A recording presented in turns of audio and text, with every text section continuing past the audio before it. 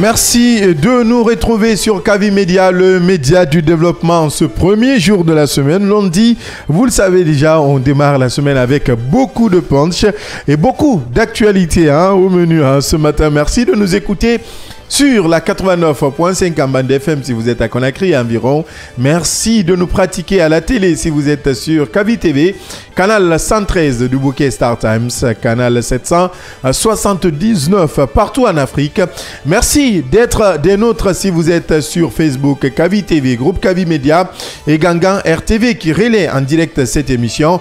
Merci d'interagir sur le 629 95 67 deux fois 629 95 67 deux fois uniquement par SMS. Au menu de ce matin, c'est un ouf de soulagement pour les conducteurs d'engins roulants en Guinée alors que la date butoir du contrôle des permis de conduire, plaques d'immatriculation et cartes grises était fixée au 31 août 2024. Le gouvernement guinéen a finalement pris en compte le cri de cœur des conducteurs. L'échéance a été repoussée sine die, sauf que les autorités sont restées fermes sur leur décision concernant les documents et titres de voyage et n'ont accepté aucune diminution par rapport aux frais d'acquisition des permis de conduire, des plaques d'immatriculation et des cartes grises. Une réunion d'évaluation est cependant prévue entre les acteurs du secteur le 4 novembre prochain. Comment cette décision est accueillie par l'Union nationale des transporteurs routiers de Guinée, nous tenterons de joindre M. Frébori Donzo, il est président de la dite organisation. Et dans la deuxième partie de cette émission, les débats autour de l'avant-projet de la nouvelle constitution se poursuivent dans le pays depuis qu'il a été rendu public. Après les ateliers de Kindia, des partis politiques ayant participé à cet échange font des recommandations. Ces dernières vont du caractère imprescriptible des crimes économiques et financiers à inscrire dans le préambule à l'introduction des dispositions des articles 46, 55 et 65 de la charte de la transition jusqu'à l'encadrement de la candidature indépendante sur l'aspect académique et les limiter aux élections locales que compte faire l'Union l'Union sacrée des forces vives pour la prise en compte de ces recommandations. Emboîte-t-elle les pas de l'ANAD? Pour répondre à ces différentes interrogations, nous aurons le plaisir de recevoir dans cette émission Dr Ibrahima Souri Diallo. Il est membre de l'Union sacrée des forces vives de Guinée. Voilà entre autres sujets à débattre pour ce lundi. Installez-vous confortablement. Bienvenue sur le média du développement.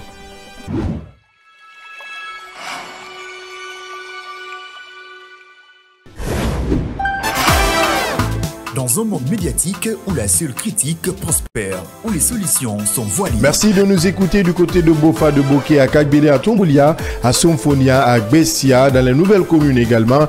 Merci de nous pratiquer si vous êtes à Imbaye, dans les taxis, dans les bonbonnas, dans les magbana, dans les marchés. Merci de préférer Kavi Média, le média du développement. Le scanner, c'est l'émission du débat constructif. Bon Mohamed, on parle encore d'énergie et encore de cette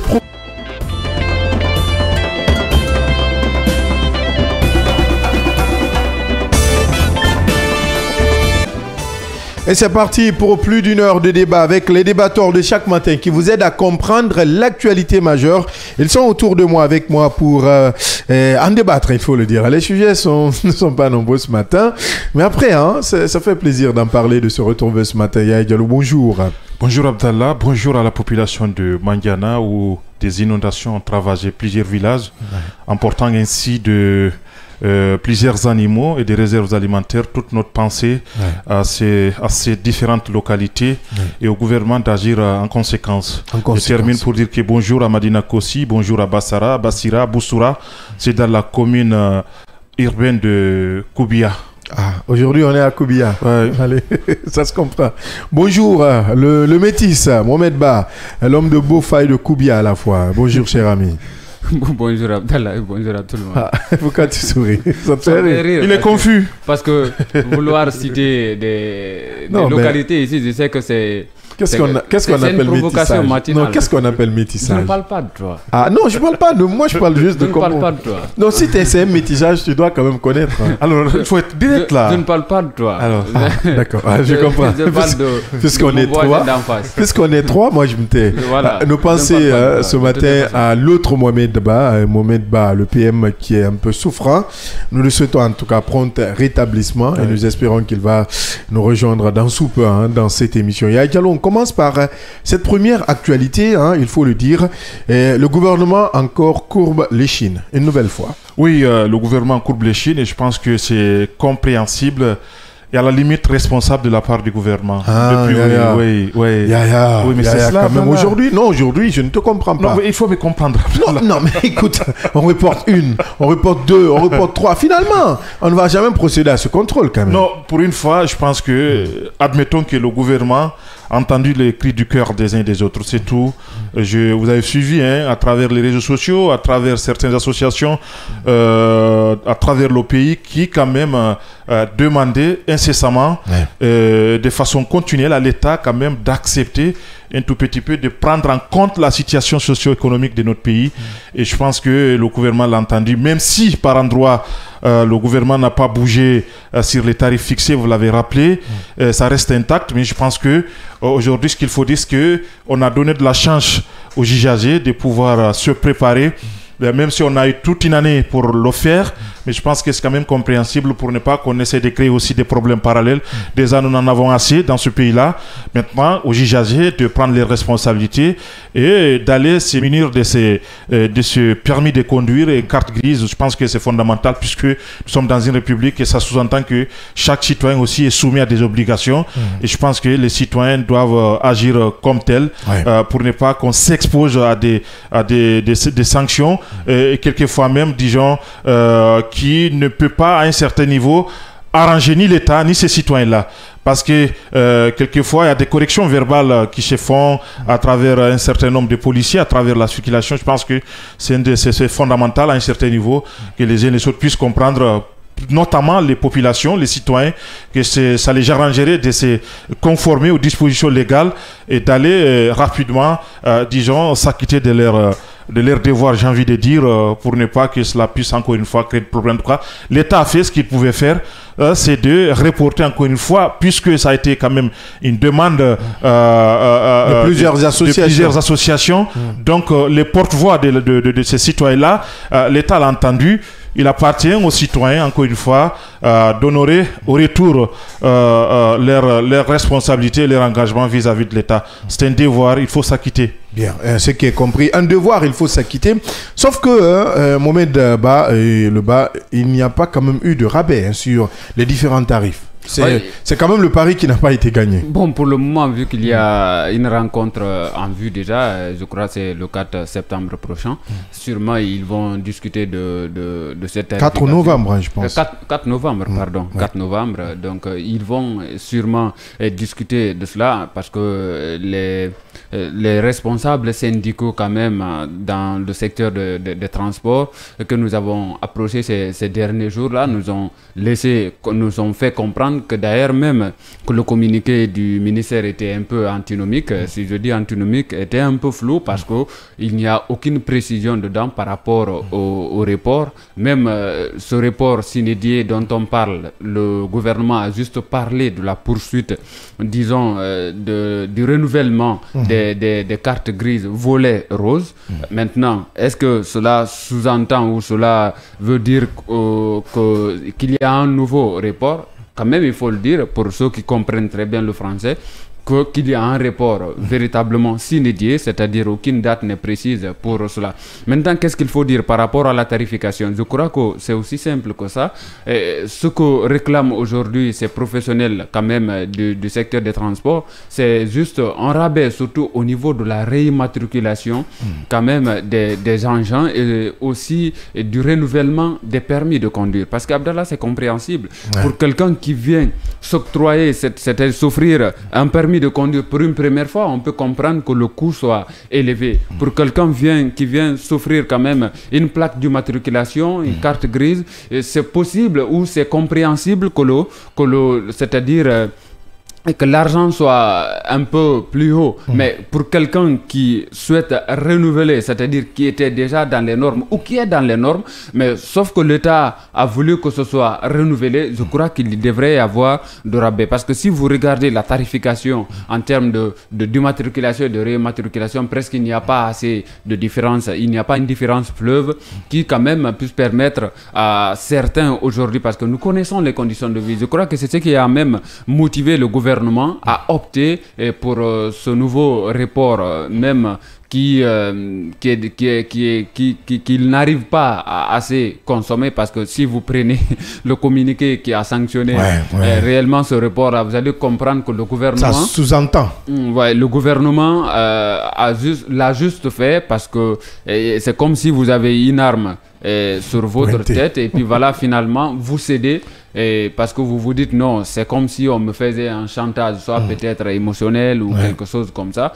Aujourd'hui, il faut quand même le dire que le marteau que tenaient ces professionnels du secteur des transports était quand même un marteau macabre, parce que tout simplement, ils avaient décidé carrément de garer les véhicules. Et parce que nous savons que les conséquences qui en découleront, ils ont dit qu'ils vont mettre cela à l'actif du gouvernement. Et c'est pas quelque chose qui va arranger quand même les citoyens lambda, parce que nous le savons aujourd'hui, la dernière fois, dès qu'ils ont entamé cette grève dans le secteur des transports, nous avons vu ce vide que ça a créé, et cette fluidité n'était plus là dans la circulation par rapport surtout aux différents voyages de l'intérieur du pays vers la capitale, de la capitale vers l'intérieur du pays. À l'AB, nous avons fait un constat pour siaminfo.com où carrément la gare routière était déserte parce qu'il n'y avait presque personne. Il y avait certes des passagers qui étaient là, mais les chauffeurs,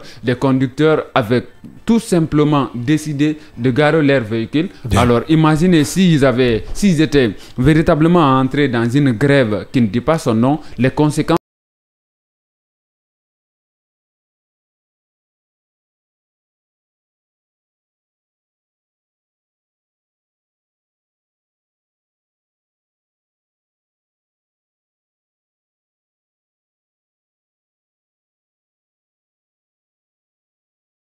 dire par rapport à cet autre report. Je crois quand même, dans une autre acception, que cela exprime totalement la faiblesse de l'État, parce que Abdallah, ce n'est pas une première, non, ce n'est pas une deuxième. Il y a quand même le pouvoir d'achat, Mohamed, ne l'oublie pas. Le pouvoir d'achat du Guinéen est faible, il faut aller doucement. Il y a le pouvoir d'achat, mais l'État est fort.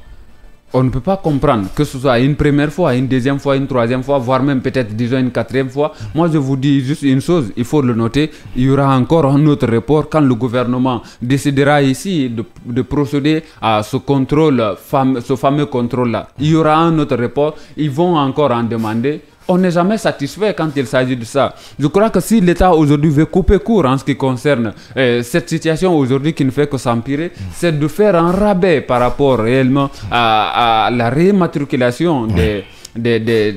Un rabais que le gouvernement ne souhaite pas faire. Oui, un rabais, mais c'est quand il s'agit quand même de prendre à nouveau, je crois que pour une deuxième fois, il faut un rabais et puis peut-être procéder à un contrôle dans un bref délai. Mais comme ça, avec le taux que nous connaissons, je crois que le gouvernement est en train quand même de mettre un doigt dans l'œil. Un doigt dans l'œil, il faut le dire. Nous allons tout à l'heure tenter de joindre M. Frébori Donzo. Il est le président de l'Union nationale des transporteurs routiers de Guinée, et qui va certainement nous parler des dessous, tout ce qui s'est passé lors des différentes rencontres entre ces associations. Mais en attendant, est-ce que vous pensez aujourd'hui qu'il est primordial, en tout cas en gros, de pouvoir diminuer ces tarifs? Est-ce qu'il est primordial? Oui, ça s'impose parce qu'au regard de ces reports, de ces multiples reports que nous avons connus, et au regard de on me signale que je vais vous interrompre, que notre invité est déjà au bout du fil. Monsieur Frébori Donzo, bonjour. Bonjour, monsieur. Merci d'accepter notre invitation. merci bien, je suis à l'écoute. Allez, Monsieur Donzo, nous avons appris comme vous ce fameux report ou ce nouveau report de ce contrôle des permis de conduire biométrique et autres. Aujourd'hui, chez vous, au niveau de l'Union nationale des transporteurs routiers de Guinée, comment avez-vous accueilli cette nouvelle puisqu'on nous apprend que les tarifs n'ont pas été diminués? Oui, les tarifs n'ont pas été du tout diminués parce que il était un peu difficile, on a tout fait. Je vous dis franchement que cette fois-ci, la dernière demande de report, là, c'est la demande de la centrale syndicale, la fédération syndicale CNTG. Donc, surtout les chauffeurs qui avaient débrayé lundi passé, c'était suite à ce problème qu'il y a eu une demande de la fédération pour... D'abord, c'était pour diminuer le prix. Mais compte tenu de certains facteurs, l'État n'a pas pu reculer en un mot par rapport au prix, étant donné que la majorité s'est exécutée. Comme ça, ils ont reporté s'inédit. Oui, allez-y. Voilà, vous avez eu une rencontre avec le gouvernement, notamment le ministère des Transports. À l'issue de cette rencontre, un communiqué a sanctionné quand même les échanges. Qu'est-ce que vous avez compris dans ce communiqué-là? Oui, ce que j'ai compris dans ce communiqué, d'abord, le 31 août n'a pas tenu, il y a eu un report, cette fois-ci, il y a eu une victoire à ce niveau. Parce que ce qui était prévu au 31 août, à partir du 1er septembre, normalement, les gens devraient maintenant prendre comme s'ils n'avaient plus de permis, il n'y avait plus de changement de permis. C'était complètement changé de phase, de système. Mais la remarque fondamentale est que la demande qui était là, c'était pour essentiellement le prix, le tarif. Mais il n'y a pas eu gain de cause pour le moment dans ce sens-là. Bien. Qu'est-ce que le gouvernement vous a dit par rapport à cela? Je vous ai expliqué, le gouvernement a dit qu'il aurait un peu difficile de revenir sur le prix étant donné que la majorité s'est exécutée. C'est-à-dire, si on prend le parc à 100%. Donc aujourd'hui, ils sont autour de 65% de ceux qui ont changé d'immatriculation et de permis, ils sont autour de 50%. Bien, donc on ne peut en aucun cas faire du 2 poids 2 mesures. Exactement, c'est comme ça. Ça a été l'argument rendu par le ministère du Transport à travers sa direction nationale du transport terrestre. Alors, aujourd'hui, quelle est l'importance de ce report, vu que surtout votre revendication principale était pour le prix, c'est-à-dire le rabais? Oui, l'importance de ce report, c'est peut-être permettre à ceux qui s'attendaient à la diminution de s'exécuter sans être, comment on appelle, sans pénalité. Bien, oui, Yaya. Alors, vous demandiez il y a de cela une semaine aux Jijazés de s'acquitter de leurs devoirs, ce qui sous-entend par endroit que vous n'aviez plus d'espoir quant à ces reports-là. Alors, dites-nous qu'est-ce qui a pesé dans la balance? Est-ce le chiffre rouge que vous agitiez autour de cette épineuse question ou tout simplement le gouvernement a dit comprendre le cri du cœur de la population? Oui, d'abord parce que il y avait une grande partie, surtout les transporteurs du port, ils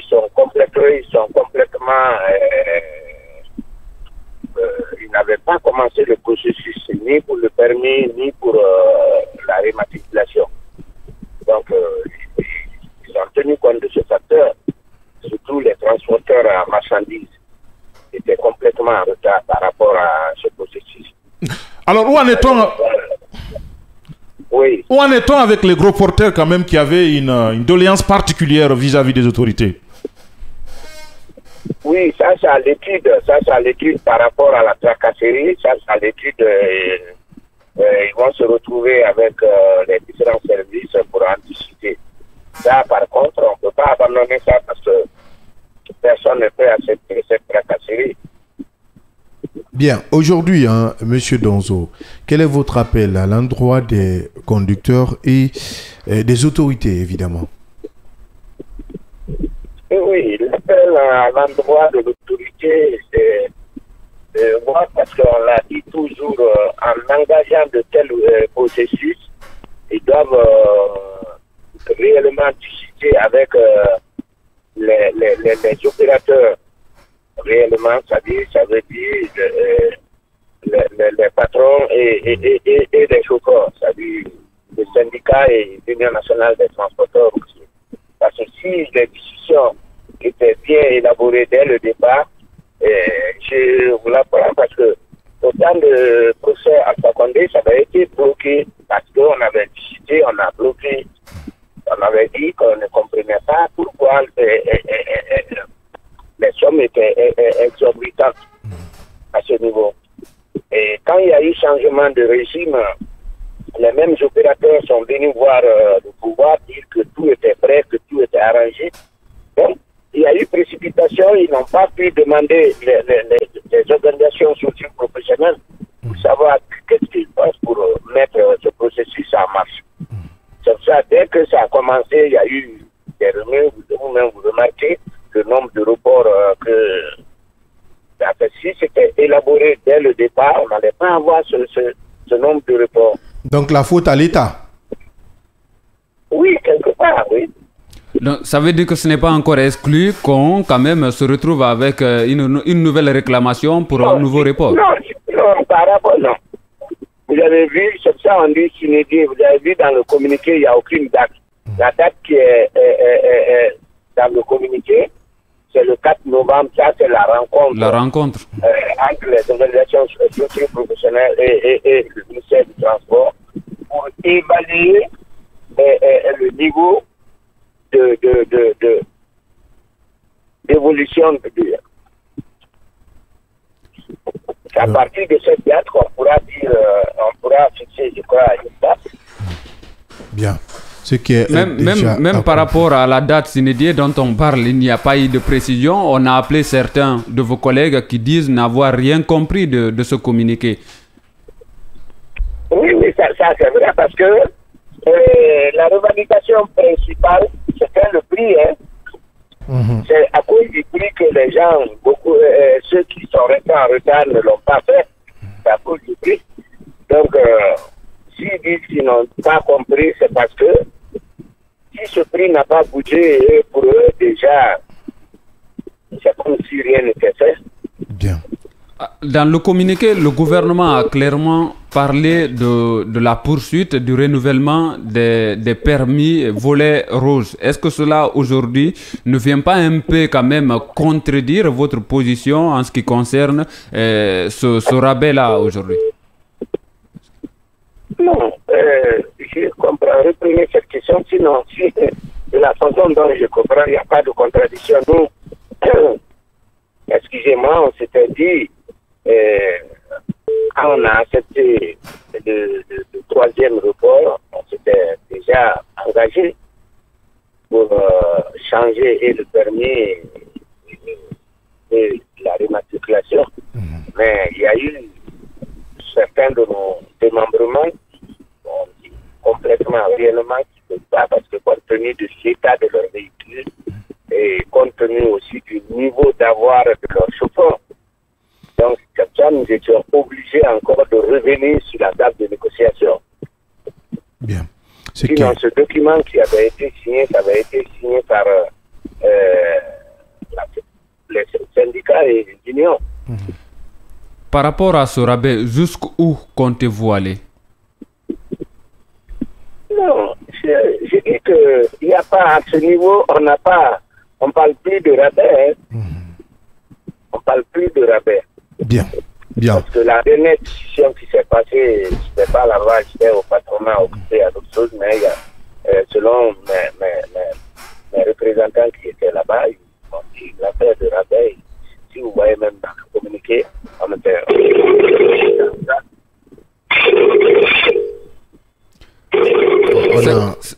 Oui, il y a la dernière question. Alors, je voulais dire que quelle est la position finale de vos concitoyens, puisque vous avez la base, souvent vous vous référez à la base. Est-ce que la base est finalement d'accord ou est obligée d'être d'accord avec cette décision finale du gouvernement? Est-ce que M. Donzo est là, hein? On signale qu'on l'a perdu. On va aller avec quelques réactions d'auditeurs et de téléspectateurs. En attendant de joindre à nouveau M. Frébori Donzo, qui est le président de l'Union nationale des transporteurs routiers de Guinée. On commence avec cette première réaction sur le 629 95 67 deux fois. L'infatigable communicant du CNRD, le général Mamadi Doumbouya, civilisé et généreux, écrit-il. L'enfant chéri de Bouramaya Samaya, M. Sula, rue 15, Abdallah, mon patron honorable, Joe Bebeto, vous écoute et je vous remercie. Et je remercie le général d'avoir pris part au 9e forum sur la coopération sino-africaine à Focac avec des délégations guinéennes. 6 ministres, ils vont signer beaucoup d'accords pour l'avantage de la Guinée. Merci, écrit-il. Monsieur Silla, un président, c'est celui qui écoute sa population. Alors je remercie mon général d'avoir écouté les cris de cœur en repoussant l'affaire de plaque et je le demande de repousser l'ouverture des classes compte tenu de la cherté de la vie, l'infatigable communicant qui écrit ça et finit par Abdallah. Je me pose la question pourquoi les partis politiques refusent d'être clairs à ces militants. La création de l'union sacrée, il n'y a pas de sincérité aujourd'hui. Et elle s'en prend. Qu'est-ce qu'il veut dire? Allez, on va évoluer avec notre invité qui est déjà au bout du fil. Diallo, oui, on a. Alors, monsieur Frébori, je disais que quelle est la décision, enfin, la position finale de vos concitoyens? Ce que vous appelez souvent la base, puisque vous agissez au nom de la base, est-ce que la base est finalement d'accord ou obligée d'être d'accord? Oui, à ce niveau-là, il est prématuré de donner la position de la base parce que on attend. Il y a des réunions qui sont prévues. C'est au cours de ces réunions qu'on saura la position réelle de la base. Alors, et puisque c'est la base finalement qui décide, comme vous aimez souvent le rappeler, au cas où si la base s'opposait à une telle, disons, décision du gouvernement, quelle est être votre position? Quelle va être votre position? Oui, vous savez, nous, généralement, en tant que représentants, nos positions dépendent des positions de la base. On va essayer parfois, on est tenu à les faire comprendre de la situation. Alors, donc, on dit 6 jours, si vous n'arrivez pas à les convaincre, est-ce que vous serez amené à vous plier, disons, sur leur dictat? On ne se plie pas, mais parfois, si on n'arrive pas à les convaincre, on est obligé de faire le retour à qui de droit, c'est-à-dire le ministère de tutelle. Bien. Par rapport à votre principale revendication, aujourd'hui, si l'État décide de maintenir sa position en ce qui concerne cette revendication-là, quelle va être l'alternative que vous allez entreprendre à nouveau? Oui, l'alternative, l'État a maintenu déjà le tarif. Pour le moment, vous avez une rencontre le 4 novembre. Je dis, il y aura... Oui. Au sortir de cette rencontre, si toutefois l'État n'arrive pas. On a donné cette période, on a donné de septembre, octobre, novembre, c'est pour permettre aux démembrements qui n'avaient pas pris de s'exécuter et voir maintenant au mois de novembre à quel niveau on se trouve. Bien. C'est déjà compris, Monsieur Frébori Donzo, président de l'Union nationale des transporteurs routiers de Guinée, et qui répondait à nos questions dans cette émission Le Scanner. Merci, Monsieur Donzo, d'être passé dans cette émission. Merci de répondre à nos différentes questions. Merci bien, au revoir. Merci. On va aller avec quelques réactions toujours d'auditeurs et des téléspectateurs au stand 629 à 95 67 deux fois, 629 95 67 deux fois. Salut chers journalistes, il est normal qu'on fasse le report par rapport aux plaques d'immatriculation car le temps n'est pas galant financièrement. Bref, le tarif est exorbitant. Prenons courage, ça ira un jour. Mando depuis Dabondi qui nous laisse cette réaction. On enchaîne toujours avec les réactions d'auditeurs et de téléspectateurs au stand 629 529 95 67 deux fois. Bonjour Abdallah et à l'équipe des chroniqueurs et bonjour chez moi à Didiwell. C'est dans Dalaba, c'est dans Miti Dalaba. La façon dont notre État est prompt à déboucher une énergie sans cesse pour appeler la population à se munir des papiers entre guillemets, permis de conduire et plaques d'immatriculation devrait autant s'activer à revoir nos infrastructures routières qui causent un véritable calvaire au peuple. Ayez le minimum de considération à l'égard de vos concitoyens. C'est le B.A.B.A. Mes pensées à Mohamed Ba Alpha Zidane Diallo, notre auditeur, si on peut l'appeler, l'ambassadeur de cette émission du côté de Kiroti. Bonjour ma radio. Les Guinéens souffrent énormément. Pour changer une carte grise coûte 850 000 pour une moto. Maintenant, comment un Guinéen qui ne gagne pas 50 000 francs guinéens par jour, le président veut nous charger de payer les contractuels communaux. Il n'y a plus de l'espoir pour payer les contractuels communaux. Ça revient sur le dos de la population et le président Doumbouya. Félicitations de nous faire pleurer. Signé Ba, écrit-il, signé Ba Ibrahim de Pita, sous-préfecture de Bouloual, Tapé. Allez, je pense que je prononce bien, Yaya. Salam à vous et salam à mes parents de Dalaba Dintingiambouria, d'Ankama, dans mon village natal. Si vous voyez tous ces multiples reports, écrit-il, c'est parce que les syndicats veulent faire des manifestations et c'est ce que le CNRD ne veut pas entendre, tout sauf le non-manifestation, car ils ont peur d'un soulèvement, écrit-il, dans notre pays. Et si, c'est le même message, je demande à tous les détenteurs d'engins, allez, un Djambouria, on ne va pas inciter à ça ici. Toutes mes pensées aux sinistrés de Mandiana, Mamadou Alpha Djambouria, depuis Koloma, qui nous écrit cette réaction. Mamadou Djambouria, on va éviter d'inciter les gens à cela. Il faut faire très attention à ce que nous disons dans les médias.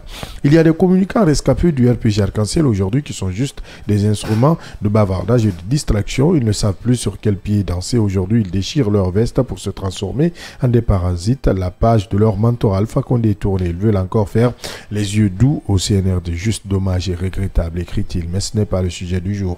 Bonjour le scanner, mais pensez à votre ami le PM Maba. Ils ont trop reporté. Il faut maintenant aller à l'application. Le Guinéen est unique en son genre. Le général Doumbouya rentre une fois dans l'histoire avec ce déplacement au sommet de Chine, en Chine, écrit-il. Il est très avantageux pour la Guinée qui aura des retombées économiques et financières. Abdoulaye Ben Silla de Kountia qui nous laisse cette réaction. Bonjour Abdallah. Silla, rue 15, rue Cheikh depuis Bessia. Il est temps aussi que les conducteurs s'acquittent de leurs devoirs avant autre date. C'est quand même responsable, il faut le dire.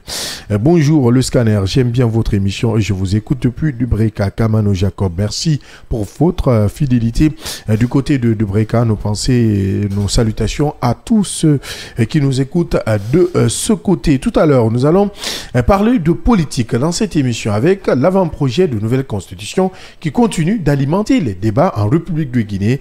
Et si tout va bien, nous allons recevoir dans cette émission un membre de l'Union sacrée des forces vives de Guinée, en l'occurrence, Dr Ibrahima Souri et Diallo. Ce sera dans un instant. Restez à notre écoute.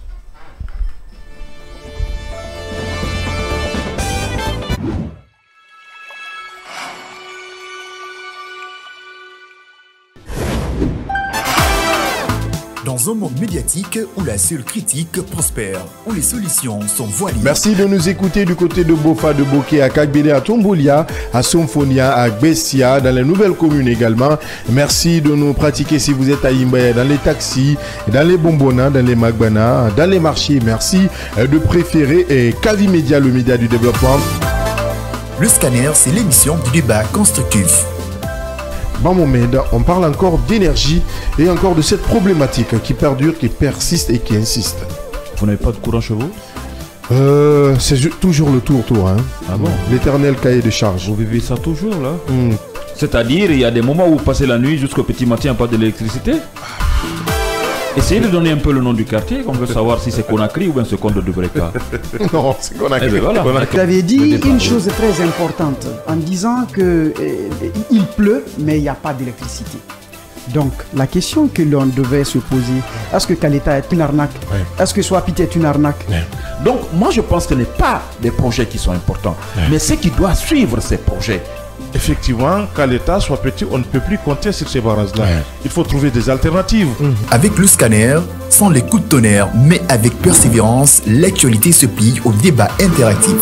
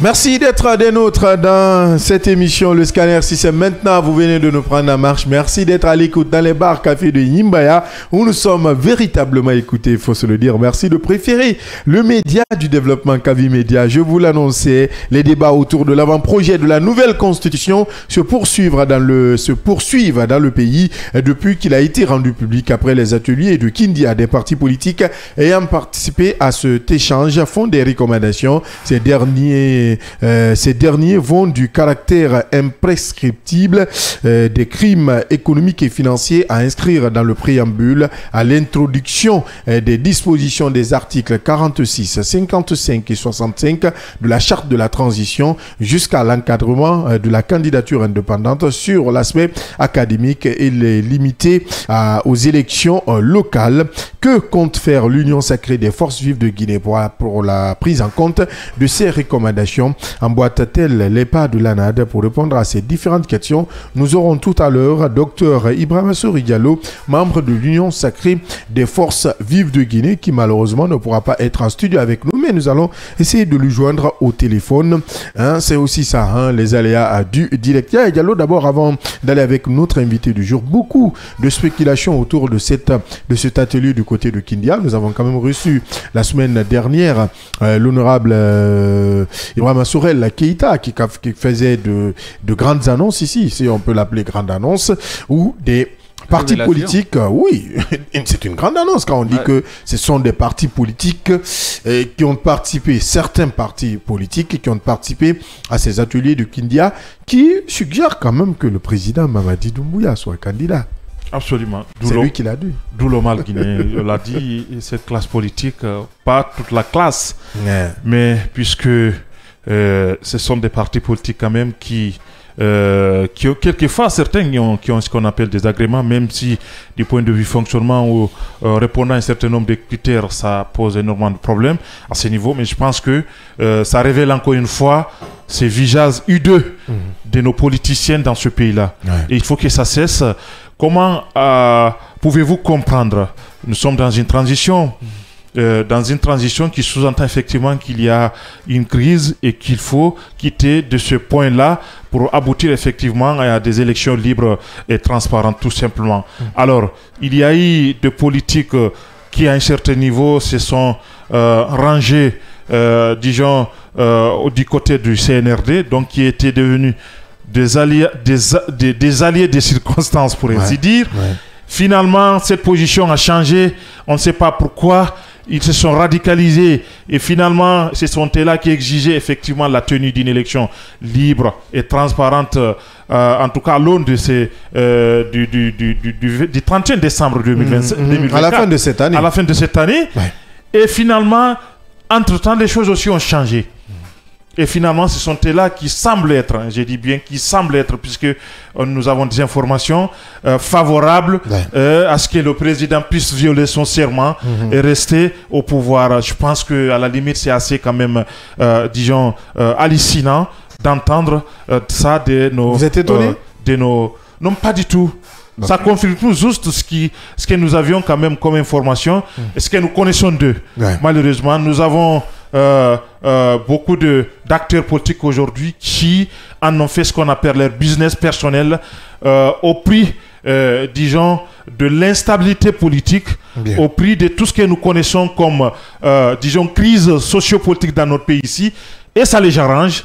Il faut que ça continue comme ça parce que c'est en cela qu'ils peuvent tirer profil, quitte à ce qu'il y ait effectivement des instabilités politiques continues dans notre pays ici. Et je pense qu'à la limite, il faut que ça cesse dans notre pays. Vous pensez qu'il y a des businessmen de la crise dans ce pays ou parmi ces acteurs sociopolitiques? Mais absolument, c'est en cela que je vous avais dit ici. Je dis peut-être il y a une nouvelle structure qu'on appelle Nouvelle Force Vive qui est créée. Allez, on va poser cette question alors à notre invité qui est déjà au bout du fil, docteur Ibrahima Souri Diallo, qui est membre de l'Union sacrée des Forces Vives de Guinée. Docteur, bonjour, bienvenue.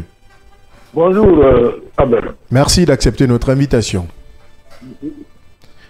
Docteur, de l'Union sacrée des partis politiques, on passe à l'Union sacrée des Forces Vives de Guinée. Pourquoi?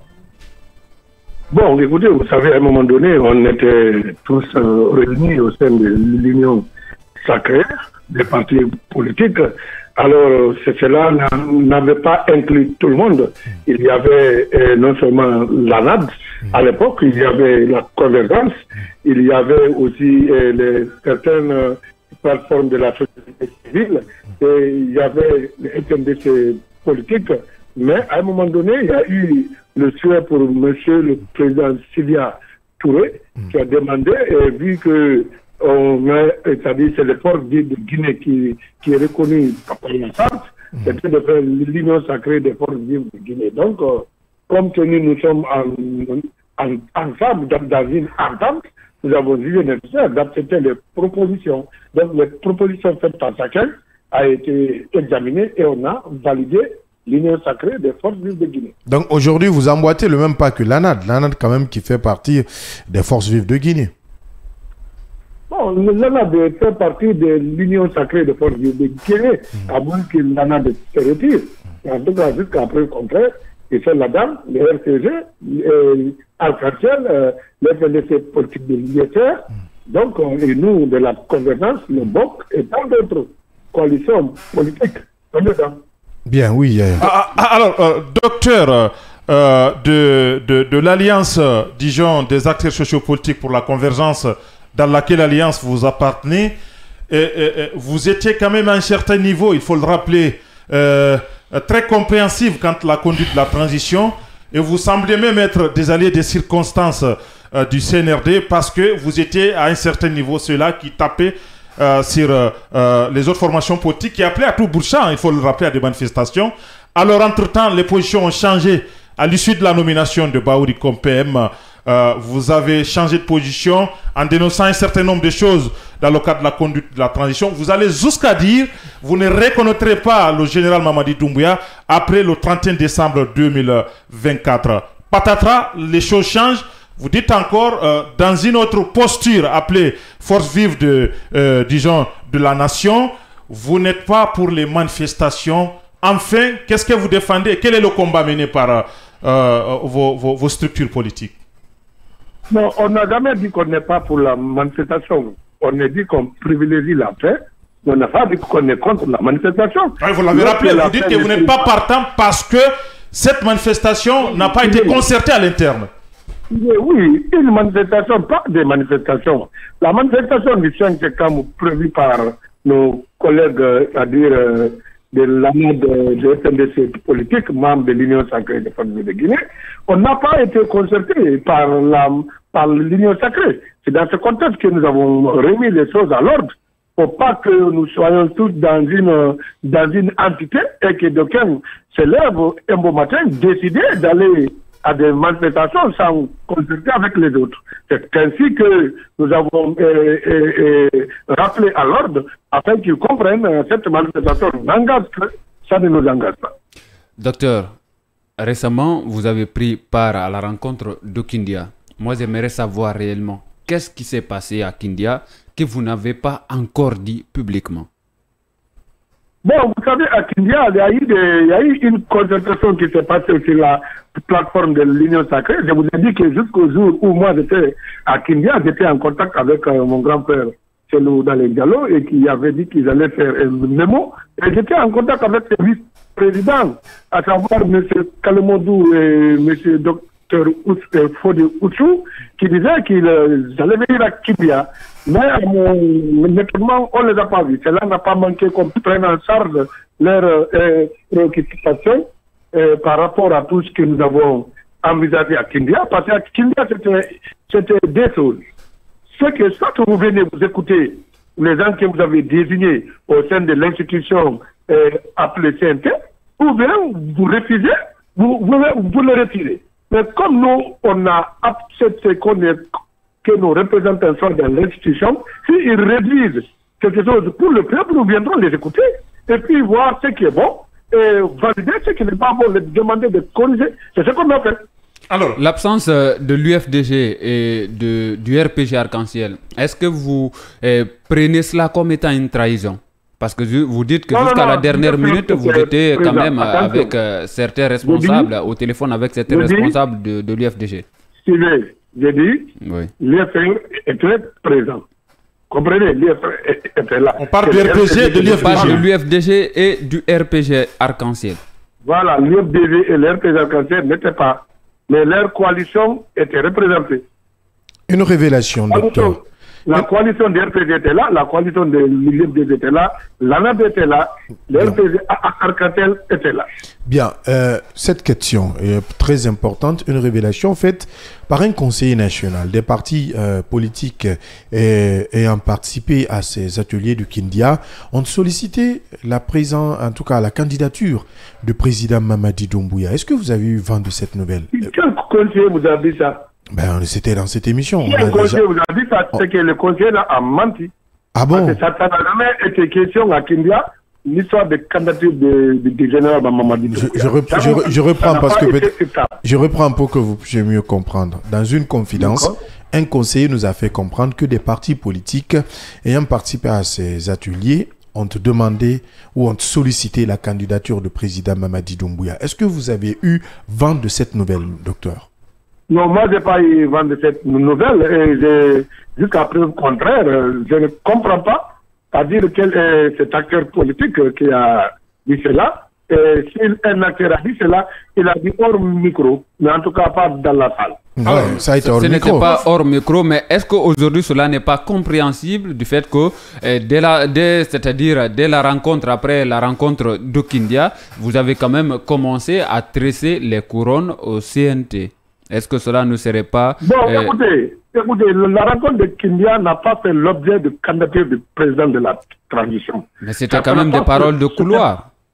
Je vous dis qu'on n'a pas discuté et on n'en a même pas parlé. Et le président dans ce moment n'a même pas fait cas. Ce n'était pas à l'ordre du jour. Donc, je me demande comment on peut débattre quelque chose à un atelier qui ne fait pas partie de l'ordre du jour.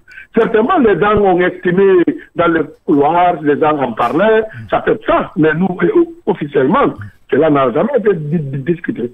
Votre position par rapport à cela? Vous confirmez ici que, docteur, aucun parti ayant participé à ces ateliers-là n'a été favorable par rapport à la candidature du président? Je n'ai pas bien compris votre question. Est-ce que vous confirmez ici qu'aucun parti ayant participé à ces ateliers du côté de Kindia n'avait pas été favorable par rapport à la candidature du président Doumbouya? Non, il n'y avait même pas ça à l'ordre du jour. On n'en a même pas discuté. Vous n'avez pas entendu? Non, j'ai bien compris votre question. Hein. À Kindia, ça n'a pas été un débat de parler de la candidature du président ou non. Ça n'a jamais été le cas. Bien, alors ça n'a jamais été le cas, mais on vous a entendu quand même dire que vous ne seriez pas contre la candidature du président, ou tout au plus, sa candidature ne vous effraie pas, s'il vous plaît. J'arrive au bout de ma question, docteur. Est-ce que si la question était posée, vous, docteur Ibrahim Sory Diallo, vous ne seriez pas contre la candidature du président Doumbouya? Voilà, je vais vous aider. Il faut qu'on éclaircisse cette question et qu'on puisse l'évacuer. Un journaliste, lors de la conférence de presse, m'a posé la question. C'est un journaliste de France 24. Je lui ai dit, monsieur, aucun Guinéen n'a dit au président Doumbouya de ne pas être candidat.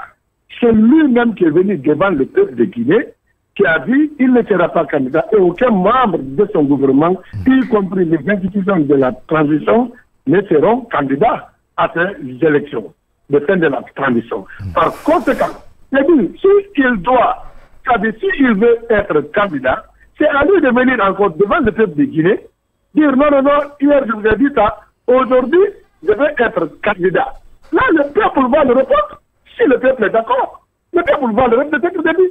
Maintenant, il y a un paradoxe, docteur. Un véritable paradoxe, permettez-moi le mot, parce que vous, en tant que membre de l'Union sacrée des forces vives de Guinée, vous dites aujourd'hui dans cette émission que le président doit officiellement déclarer sa candidature. Pendant ce temps, dans vos recommandations, vous demandez l'introduction des articles 46, 55 et 65 de la charte de la transition qui crée carrément ou qui met un barrage ou qui construit, en tout cas qui constitue un barrage qui met fin au débat. Monsieur Abdallah, oui. C'est un problème de conformité avec la charte. Lorsque les gens prennent, parce qu'on a entendu des artistes qui est en train de se mobiliser pour santer l'éventuelle candidature du président Mamadi Doumbouya, j'ai dit, mais lorsque des journalistes qui ne sont même pas, c'est-à-dire qui n'ont même pas participé au coup d'État du 5 septembre, qui n'ont pas rédigé la charte, mais laissez celui qui a l'honneur, qui a rédigé une charte et qui a donné sa position, venir dire le contraire de ce qu'il a dit dans sa charte. À ce moment, devant le peuple auquel il a parlé, ce même peuple va le... Parce que moi, personnellement, si le général Mamadi Doumbouya est validé à une élection nationale, de faire contre lui, je viendrai compétir contre lui. Mais ce n'est pas moi qui valide les élections, ce n'est pas moi. Lorsque le peuple qui a le mandat de reconnaître un président ou de ne pas reconnaître un président, accepte que le général soit candidat, moi, je dis, moi, Dr Diallo, je vais compétir contre lui. Avoir des velléités de venir compétir contre quelqu'un, c'est comme si dans une acception, vous acceptez d'office sa candidature. Ou vous la cautionnez. Non, notre position est claire dans l'union sacrée. Notre position dans l'union sacrée, nous sommes pour le respect des articles 45 et 46. Voilà. Donc, c'est là que les articles là, c'est dans la charte. Et ça, c'est les engagements du président. Donc, c'est ça notre position. Maintenant, et lorsque notre position n'arrive pas à tenir devant la majorité, on est obligé de se plier à la dictature de la majorité. Alors, revenons dans la classe politique dans son entièreté. L'IFDG, le RPG Arc-en-Ciel, l'IFR, vous de la Convergence et les autres formations politiques sont tous unanimes qu'il faut introduire les dispositions de la charte, notamment l'article 46. Alors, quand on fait un sondage au niveau de la classe politique, on peut en déduire pour dire que la majorité s'est déjà dégagée de ce côté-là. Alors, de quel peuple parlez-vous? Parce que la société civile aussi, on en sait quelque chose. La majorité n'est pas pour, effectivement, l'abandon de ces dispositions de la charte, qui interdisait naturellement le général de se présenter à une quelconque élection. Et les membres du gouvernement. Et les membres du gouvernement, bien entendu. Aucun politique responsable, je ne dis pas les politiques démagogues, aucun politique responsable ne peut être d'accord qu'on viole une charte pour venir se positionner. Maintenant, je dis bien, la Constitution, c'est un document qui n'est pas rédigé pour les politiques, c'est rédigé pour le peuple. Si le peuple valide la Constitution, ce n'est pas moi, le Dr Diallo, de venir s'opposer à ça. On ne vous a pas dit d'opposer, on vous a dit juste de faire une observation et d'en conclure que dans la majorité, les gens sont pour le respect de ces dispositions, docteur. Malheureusement, cette majorité ne fait pas 5% de la population. Moi, je fais partie de cette majorité qui n'est pas d'accord. Mais est-ce qu'on vaut 5% de la population guinéenne? Docteur, avant l'arrêt. Allez-y, on va l'écouter. On va aller avec l'ordre. Si on est fort aujourd'hui, c'est maintenant ou jamais de s'approcher du peuple, donc qui constitue nos militants, de les sensibiliser par rapport au vote référendaire. Si nos préoccupations ne sont pas prises en compte, c'est le moment où on doit dire au peuple de ne pas voter, de voter non. Maintenant, lorsque nos préoccupations sont prises en compte, on dit au peuple de voter oui, parce que c'est tout ce qu'on est fort de ça. On n'est pas fort d'autres choses. Maintenant, si les gens pensent qu'ils ont d'autres marges de manœuvre, c'est-à-dire en dehors de la sensibilisation citoyenne, moi, docteur, je ne m'inscris pas dans cette logique. Oui, le bas. Docteur, introduire, insérer, intégrer. Oui, c'est compris, oui, allez-y. Introduire, intégrer, insérer, ce sont des synonymes. Lors de la rencontre de Kindia, est-ce qu'avant la rédaction de vos différentes recommandations par rapport à l'introduction de ces articles de la charte, je parle bien de l'article 46, 55 et 65 de la charte dans la nouvelle constitution, est-ce que le débat avait été posé lors de la rencontre de Kindia? Quel débat? Sur l'introduction de ces différents articles. Oui, vous savez comment s'est passé le débat. Il y a eu une méthodologie qui a été dégagée. L'article intégral suivi des explications de tous sont contenus le premier jour par le CNT, à la tête le président dans chaque roman. Alors, deuxième jour, analyse des politiques et puis suggestions et débat. Donc, c'est ce qu'on a fait. Alors, sur toutes les questions de candidature indépendante, questions, c'est-à-dire choses, comment on appelle, c'est-à-dire manque d'inclusion des articles de la charte à ces dispositions 45-46. Alors, nous, on était dans le thème qui parlait de dispositions transitoires et finales. C'est là où ça a été discuté. Et moi-même, je faisais partie parmi les gens qui ont demandé d'introduire cela.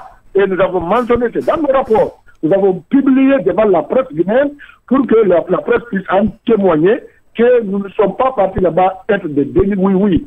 Nous sommes venus débattre avec nos frères guinéens qui sont investis comme représentation nationale actuelle qui constitue le CNT, et nous les avons écoutés, et ils nous ont écoutés dans nos préoccupations, et on a échangé de façon responsable, et on a donné nos réserves, et je pense que c'est tout ce qu'on peut faire. Nous sommes une partie intégrale du peuple, mais nous ne sommes pas le peuple.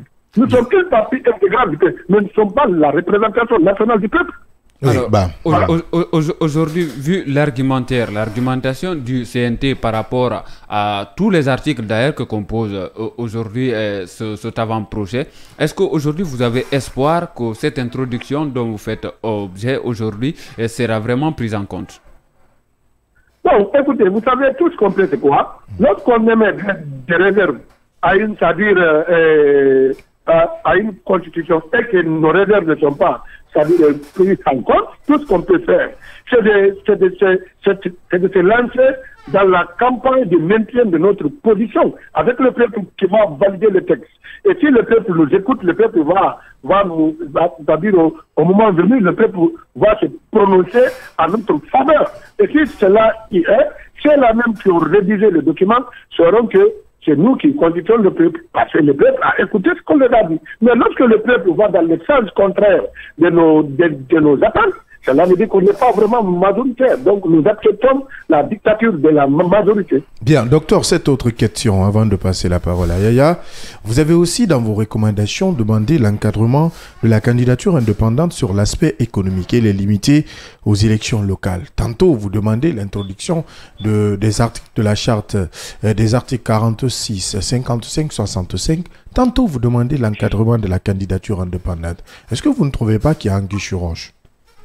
Non, il n'y a pas Abdallah dans la mesure où, quand on demande l'encadrement, c'est quoi? Vous savez qu'on ne peut pas se lever un beau matin où on dit qu'on est candidat à une élection. L'encadrement veut dire quoi? Non seulement il faut qu'il soit organique le matin, dans les mêmes conditions, dans les mêmes traitements que les partis politiques. Parce que lorsque nous, les partis politiques, nous sommes soumis à des conditions, à des exigences pour être candidat, et que quelqu'un de un beau matin, sans exigence, être au même titre que nous avons dit que c'est pas normal. Il n'y a pas de poids de mesure. Donc, si on doit venir aux élections avec quelqu'un, la personne doit avoir les mêmes exigences que nous, devant l'État, les mêmes exigences. Donc, c'est cela veut dire quoi? Nous avons même regardé au niveau du Sénat, que le CNT nous a proposé.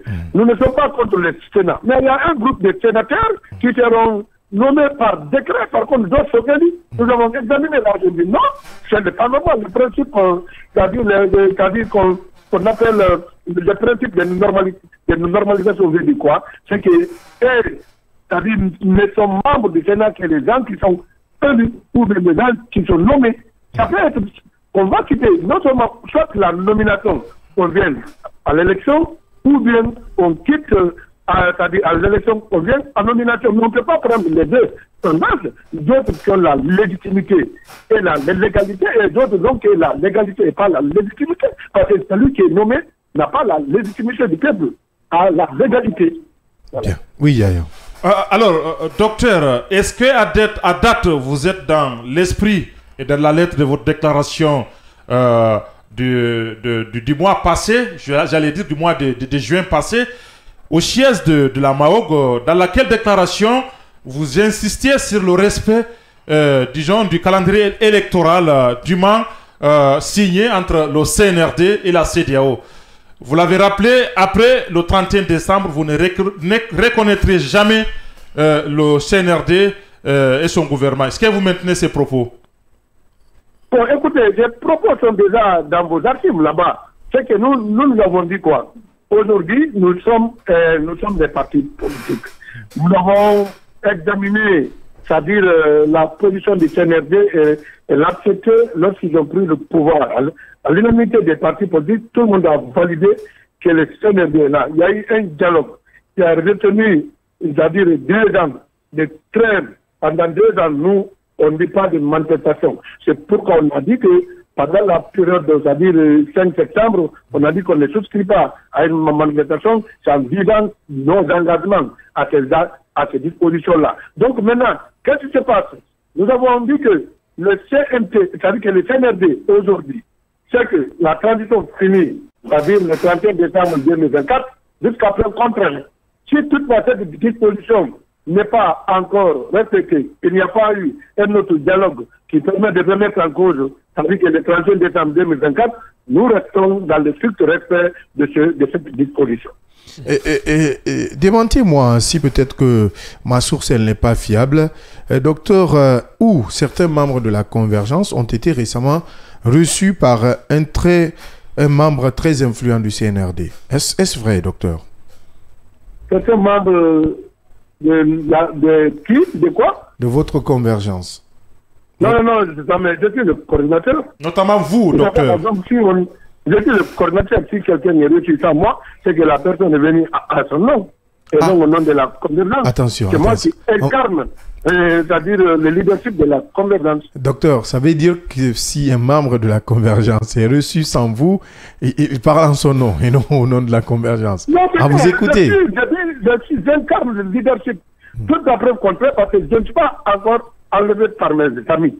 Donc je suis investi étant le responsable de leadership de la Convergence. Jusqu'à preuve contraire. Et vous, depuis votre sortie, est-ce que vous avez été joint par un haut cadre ou un membre très influent du CNRD? Parce qu'on nous apprend que c'est un membre, peut-être que c'est docteur Ibrahima Diallo.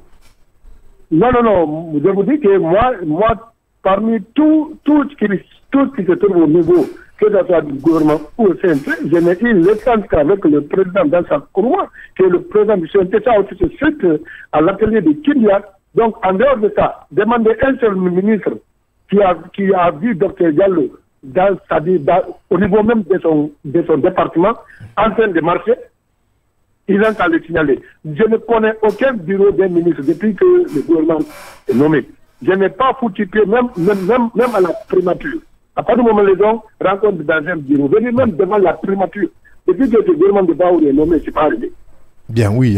Alors, docteur, dites-nous aujourd'hui, à date, est-ce que dans une logique de la mise en place d'un gouvernement d'union nationale, dans lequel gouvernement, effectivement, les partis politiques vont être inclus, est-ce que vous ne seriez pas contre un glissement d'1 ou à 2 ans de la transition?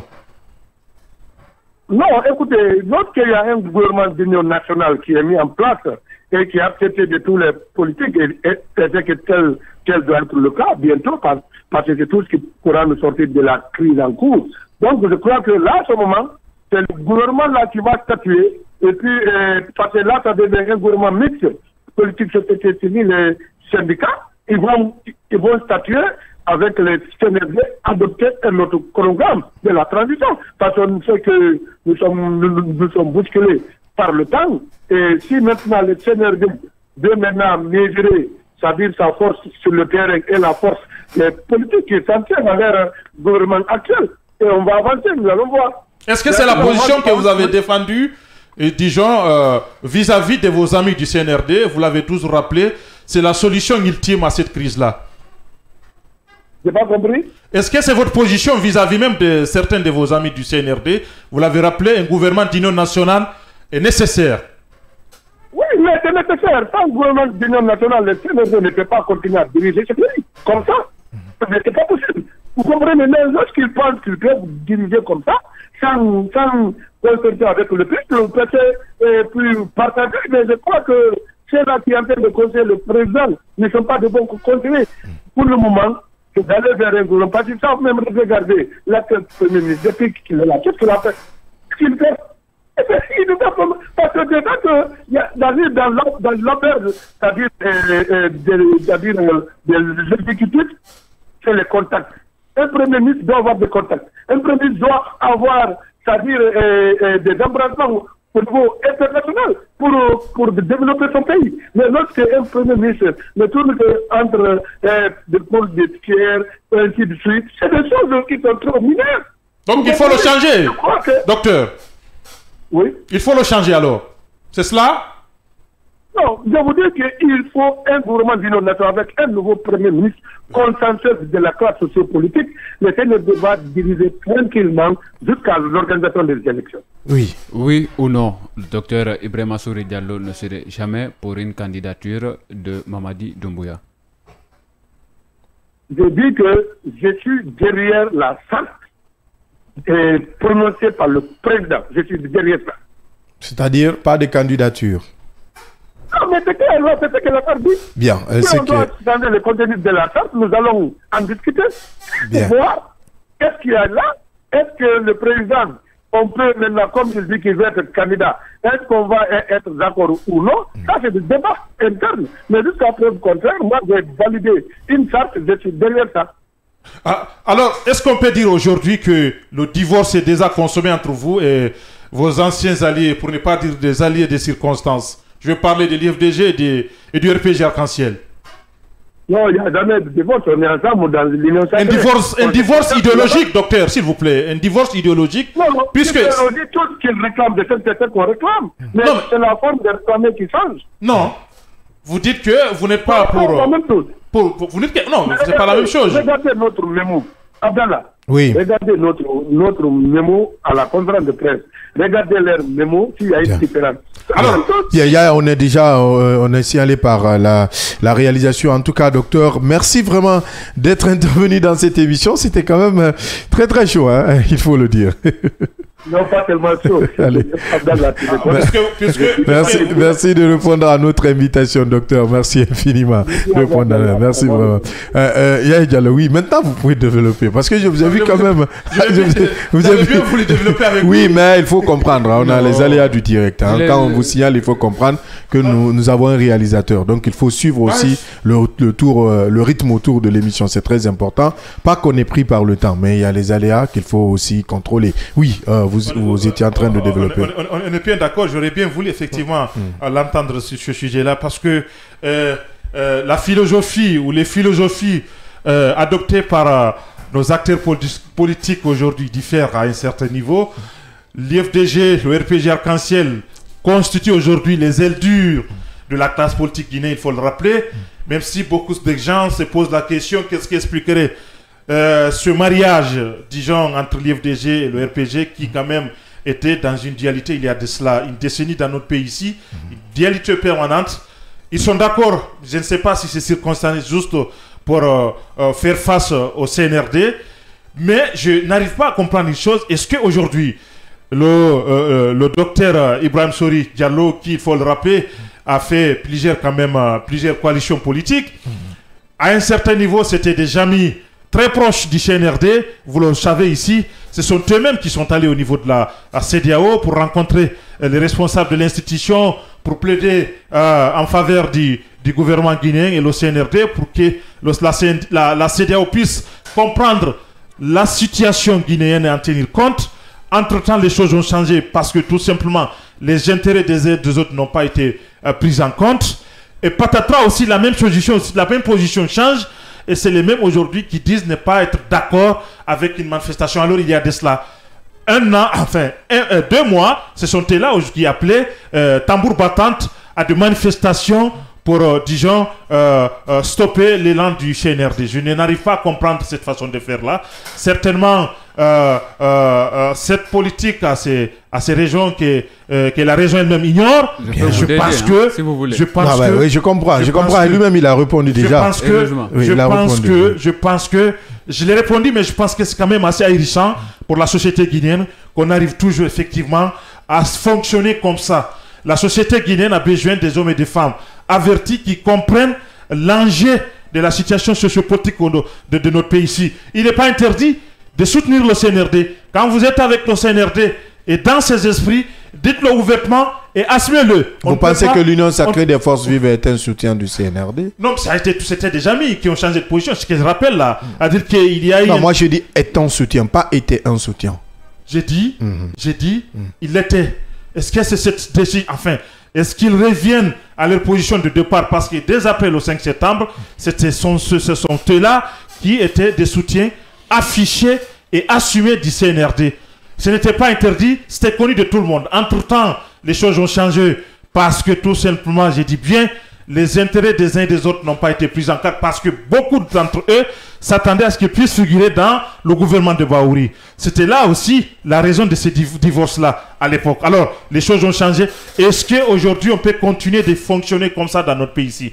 On a besoin de la calmie, on a besoin des hommes et des femmes qui agissent avec des convictions dans ce pays-là et non des personnes dont les convictions changent au gré du vent. Mais quand même, tu es d'accord avec moi que la politique est un jeu d'intérêt.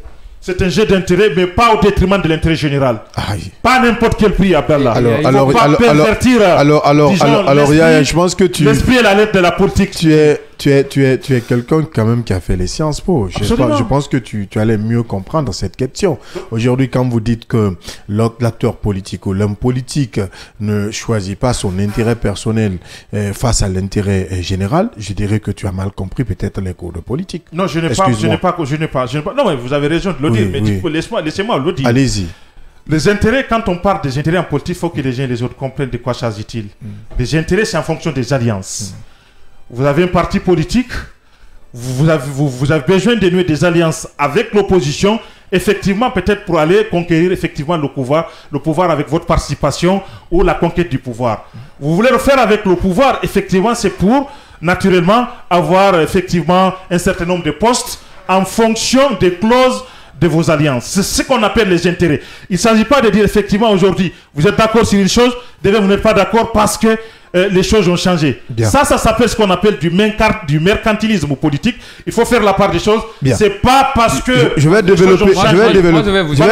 Non, attends, on va finir. Ça, c'est du chantage, tout simplement. Je suis d'accord avec tout ce que vous dites. Je vais développer dans ce que vous avez développé. Bien. Vous avez tout à l'heure dit que l'Union sacrée ou la convergence était quand même des soutiens non officiels du CNRD, puisqu'ils ne l'ont pas dit directement, qui démarchaient entre-temps pour parler des bienfaits ou des acquis du CNRD à l'époque. Vous-même, vous venez de dire que, malheureusement, dans le gouvernement de Bahouri, ces acteurs devraient, c'est vous qui l'avez dit, avoir des postes.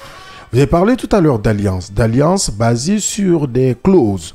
Et si l'alliance entre, si je dois partir de votre développement, l'alliance entre le CNRD et les acteurs de la convergence était basée sur cela. Nous vous accompagnons, vous nous donnez des postes ministériels. Et que le CNRD refuse de le faire, selon votre développement, vous pensez que ces acteurs ont trahi leurs engagements, ils sont dans leur intérêt ou pas? Merci. Partant de cela, oui. J'ai dit bien, on peut changer, déchirer ses vestes, mais il faut respecter les fondamentaux. Les principes établis, c'est-à-dire que le respect du chronogramme de la transition. Maintenant, vouloir au nom d'une alliance de circonstances ou au nom d'un quelconque mariage, dire effectivement, on est pour, comme certains l'ont fait, la violation de ces engagements-là, c'est en cela que j'ai dit, c'est loin d'être de la politique, tout simplement, mais du mercantilisme. Je comprends mieux. Oui, Mohamed Leba. Il y a une philosophie qui est développée dans le paysage politique guinéen. La philosophie, c'est quoi? On dit souvent que le pauvre n'a pas de conviction. Sérieusement, hein? Tu penses que ces acteurs politiques sont pauvres? Non, je dis, mais la plupart, nous connaissons dans quel, comment sont certains dans le paysage politique guinéen. Je ne vais pas aller beaucoup dans les détails concernant cela parce que ça relève quand même de la vie privée de certains. Mais voilà ce qu'il faut dire aujourd'hui par rapport à ce cri de cœur de notre confrère Yaya concernant ces différentes, disons, alliances. Cri de cœur, non? C'est une analyse. Bon, on fait un coup de gueule si on peut le dire comme ça par rapport à cela. Oui. Mais ce qu'il faut dire aujourd'hui, comme lui-même il l'a rappelé, ce sont des alliances circonstancielles. Et souvent dans notre pays, qu'est-ce qui se passe? Les gens fonctionnent au gré des intérêts. Et malheureusement, parfois, ces intérêts peuvent heurter un peu, c'est-à-dire la volonté des citoyens ou aller en contresens quand même, disons, de ce que nous réclamons de ces gens-là. Quand je dis nous, je parle des citoyens, bien entendu. Par rapport à toutes ces alliances. Aujourd'hui, la convergence qui n'est plus avec l'UFDG et le RPG Arc-en-Ciel, parce que quand même, il faut le dire, si le RPG et l'UFDG avaient pris part à cette rencontre, ça allait encore donner une autre dimension à la rencontre de Kindia. Mais pourquoi ça n'a pas pris... Comment? Oui, parce que qu'est-ce qui allait changer? Deux poids. Qu'est-ce qui allait changer? Ce qui allait changer, il allait avoir des ateliers, ils allaient discuter, et puis on allait dire qu'il y avait le RPG, qu'il y avait l'UFDG. Il faut éviter quand même de dramatiser. Je ne dramatise pas. Si. Je ne dramatise pas. Si. Écoutez-moi très bien. Peut-être que vous allez comprendre. Le RPG Arc-en-Ciel, l'UFDG, vous pouvez peut-être tout les reprocher, mais quand même ce sont deux géants partis politiques de notre pays, du paysage politique guinéen, en matière de crédibilité, en matière de tout ce qui est de mobilisation et autres. Vous ne pouvez pas leur enlever cela. Par rapport maintenant à ces différentes coalitions qui ont pris part à cette rencontre de Kindia, l'absence de ces deux-là, c'est-à-dire, c'est un coup dur. Et si vous avez bien compris les propos du docteur Diallo, qui disait qu'il était en discussion avec certains responsables de l'UFDG, qui jusqu'à la dernière notamment minute, le président de l'UFDG. Le président, les vice-présidents, parce que Dr Oussou, un des vice-présidents, Dr Kalemodou Ansane, un autre vice-président. Donc, il était en contact avec ces gens-là. Sauf qu'à la dernière minute, ceux-ci ont décidé de ne plus prendre part à cet atelier-là. Ce qui veut dire, d'une part, même s'il ne l'a pas directement avoué, que c'était une trahison. Parce que ces gens-là se sont dit quoi? Vu qu'on s'est engagé, on a dit qu'on va assister, on va prendre part à cette rencontre-là, il faut aller au nom de nos différentes coalitions, même si ces deux poids lourds du paysage politique aujourd'hui ne sont pas là. Ce que je veux dire, que si ces deux-là étaient là, je ne sais pas qu'est-ce que cela allait donner en termes de restitution, mais je crois bien que revenir avec cette union sacrée des forces vives, qui a changé. C'était une union sacrée des partis politiques. On n'allait pas assister à un changement, disons, subite. Bien, on va aller avec quelques réactions d'auditeurs et de téléspectateurs au stand 629 95 67 deux fois. Parfois, j'ai l'impression de vivre dans une autre galaxie par le simple fait d'entendre que certains partis politiques œuvrent ou avancent une idée de présentation éventuelle ou de candidature éventuelle du président du CNRD aux élections, sachant qu'il avait dit haut et fort que ni lui ni aucun membre de son gouvernement ne serait candidat à une élection présidentielle. Est-ce aujourd'hui un flou, voire une trahison vis-à-vis du peuple n'est pas de mise de la part de ces acteurs? Il pose la question. Si oui à cette question, je me dis que ce pays a un problème de jeunesse et aussi de certains acteurs des partis politiques à cabine technique, écrit-il. Assumez-vous les gars dans vos positions. C'est dommage quoi, wallahi. Écrit Alpha Zidane Diallo, notre ambassadeur du côté de Kiroti. Bonjour les patriotes, bonjour Fria, ma ville natale. Mamadi Doumbouya ne doit jamais se présenter ici à l'élection présidentielle sous aucun prétexte. Le pouvoir doit revenir aux civils. Un point, c'est tout. Ici Aga qui nous laisse cette réaction. S'il vous plaît, qu'est-ce qu'il dit? Bonjour monsieur, c'est Mamadou Seydou depuis Nongo. S'il vous plaît, dites à ces politiciens, s'ils veulent remettre du feu dans le pays, mettre fin à la carrière de Doumbouya, ils n'ont qu'à soutenir la candidature de Doumbouya. Enfin, votre invité, qu'est-ce qu'il dit, s'il vous plaît? Qu'est-ce qu'on dit, hein? Je ne comprends pas honnêtement. Et je ne comprends pas ce qu'il est en train de dire. Il faut s'appliquer, hein, sinon on aura du mal à relier vos propos dans cette émission. Bonjour Kavi, bonjour aux millions d'auditeurs. La politique en Guinée est médiocre car Mamadi a reçu son avenir pour la continuité. Monsieur Silla de Duprika qui nous laisse cette réaction. On va aller toujours avec ses auditeurs et téléspectateurs au stand 629 à 95 67 deux fois. Dans un pays normal, ces genres de politiciens n'ont pas droit à la parole car c'est des politiciens qui ne luttent que pour leur intérêt personnel. Mamadou Alpha Djambouria qui nous laisse cette réaction de ce côté. Continuez toujours avec vos différentes réactions sur le 629 95 67 deux fois, également sur notre page Facebook Kavi TV Groupe Kavi Média et également Ganga RTV qui relaie en direct cette émission. Oui, Diallo, vous voulez placer quelque chose? Oui, je voulais juste dire que le CNRD a compris que il y a de ces formations politiques qui en ont fait de la politique du marchandage et que finalement le CNRD ne traite plus avec n'importe qui. Est-ce qu'aujourd'hui on peut dire maintenant que le problème ce n'est pas le CNRD mais les acteurs sociopolitiques? Pas que les acteurs. On commence parce que c'est la voix de certains. Nous savons tous que à l'arrivée du CNRD, nous avions un problème avec la classe politique guinéenne.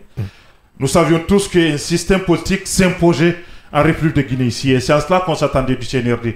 Maintenant, si le CNRD est venu en ajouter déjà sur ce que nous avons ici comme dysfonctionnement de la classe politique, puisque déjà, quand le CNRD était venu, avait accepté certains acteurs politiques au détriment des autres, parce que dans sa vision, effectivement, avoir certains qui en avaient fait leur combat de s'attaquer à tout bout de champ sur les autres formations politiques, pour naturellement avoir effectivement des retombées politiques vis-à-vis du CNRD. Le CNRD se rend compte que ce sont des partis insignifiants, et donc on n'en a plus besoin. Ce sont des partis-là aujourd'hui qui sont dans une logique de tout faire pour obtenir quelque chose du CNRD. C'est en cela que Didier, quand même, il faut le dire, le CNRD semble être prudent par rapport aux agissements de certains politiques. Parce que ce sont des gens qui, je dis bien, qui changent à tout bout de champ. Et donc on a dit finalement, on ne traite pas avec n'importe qui. Si vous n'avez pas de la valeur politique, ben écoutez, on ne vous donne absolument rien en contrepartie. Je pense que c'est de là qu'il s'agit aujourd'hui. Ils vont s'agiter. Ils vont monter, descendre, mais je pense que c'est dont ils en ont besoin ici. Je ne pense pas que cela puisse, disons, avoir gain de cause vis-à-vis du CNRD. Parce que c'est donc quand même des militaires qui sont avertis. Ils savent de qui est capable de quoi, qui pèse quoi dans ce pays-là. Alors si vous n'avez pas de militants derrière vous et que vous en faites ce qu'on appelle votre cheval de bataille en politique, disons, du marchandage tout simplement, eh bien écoutez, je pense que c'est ce dont nous assistons dans notre pays ici, avec ces partis-là qui sont devenus un véritable problème dans notre pays ici. On l'a dit, on ne cessera de le dire aujourd'hui. Le CNRD doit en tenir compte, encore une fois, pour qu'on essaie encore une fois de voir comment est-ce qu'il faut en déduire dans notre pays ici. Et malheureusement, on l'a dit ici, la logique voudrait, dès l'arrivée du CNRD, qu'on puisse mettre en place des règles pour pouvoir, disons, procéder à une épuration au niveau de la classe politique, sans pour autant que cela ne soit effectivement des épurations, disons, sélectives, que le peuple puisse effectivement à un certain niveau choisir ces politiques-là. Je pense que c'est à travers le parrainage dont on a vu ici. Et je pense encore une fois, il faut que les uns et les autres se ressaisissent dans notre pays ici, notamment le CNRD. Bien, il faut le dire au-delà, parce que j'ai l'impression que dans cet avant-projet de nouvelle constitution, les gens sont plus focus sur l'article 45 qui définit un peu les conditions pour être président ou pour être candidat aux élections présidentielles à venir. Mais il y a quand même d'autres articles importants. Est-ce qu'aujourd'hui on n'est pas en train de rater le débat sur ce document, cet avant-projet de nouvelle constitution? Est-ce que vous estimez qu'on n'est pas en train de passer à côté? Parce qu'on s'intéresse qu'à un seul article. Vous le savez, c'était dans un enclos où il y a beaucoup de chèvres. Celle qui a une couleur blanche, facilement, elle est repérable. Donc, il faut comprendre cet aspect-là aujourd'hui. C'est vrai, d'une part, on est en train de parfois passer à côté. Parce que la dernière fois, si vous vous souvenez très bien, lors du passage de Dr Ben Youssouf qui était ici, qui nous avait rappelé un pan, c'est-à-dire des dispositions d'un article, je crois l'article 8 de cet avant-projet, qui parlait de la peine de mort. De la peine de mort. Ça avait étonné plus d'un, parce que beaucoup ne s'attendaient même pas. Parce qu'aujourd'hui, tout ce grand supprimé. Oui, évidemment, parce que, enfin, pas supprimé, c'est juste, disons, ils ont juste reconduit la position antérieure, parce que déjà, cela avait été aboli chez nous ici, depuis fort longtemps, avec, je crois, la loi sur la justice, la loi sur la justice militaire, je crois, quelque chose, en tout cas, approximatif. Qu'est-ce qu'il faut aujourd'hui dire? Donc, ça veut dire, tout simplement, qu'il y a beaucoup de dispositions, c'est-à-dire des articles de cet avant-projet que les gens aujourd'hui n'arrivent même pas, ne cherchent même pas à comprendre. Tout le monde est focalisé sur ces articles-là aujourd'hui où on parle soit de candidature indépendante, de la création du Sénat, où on parle du parrainage, et ainsi de suite.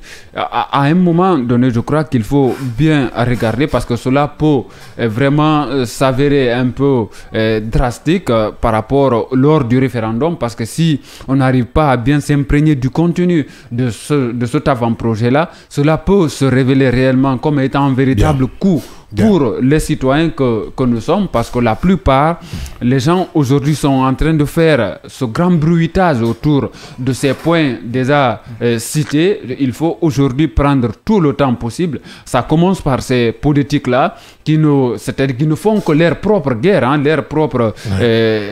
pour leurs propres intérêts. Je crois qu'à un moment donné, ce sont ces politiques même qui doivent aider aujourd'hui à travers des ateliers, à travers c'est-à-dire des cérémonies qu'on peut vraiment organiser pour parler quand même ou permettre la vulgarisation de cette loi spéciale aujourd'hui vis-à-vis de la population dont la majorité ignore encore le contenu de ces dispositions. Donc il faut lire attentivement avec beaucoup de prudence et beaucoup de compréhension cet avant-projet de nouvelle constitution qui en son sein comporte 205 articles. Merci Mohamed Leba. Merci Abdallah et merci à tous. Merci Yaya Diallo qu'on va tout à l'heure retrouver pour le deuxième flash de la journée à la radio. Merci Abdallah. Merci à l'équipe technique du jour, aux auditeurs et téléspectateurs qui ont pris de leur temps pour nous suivre.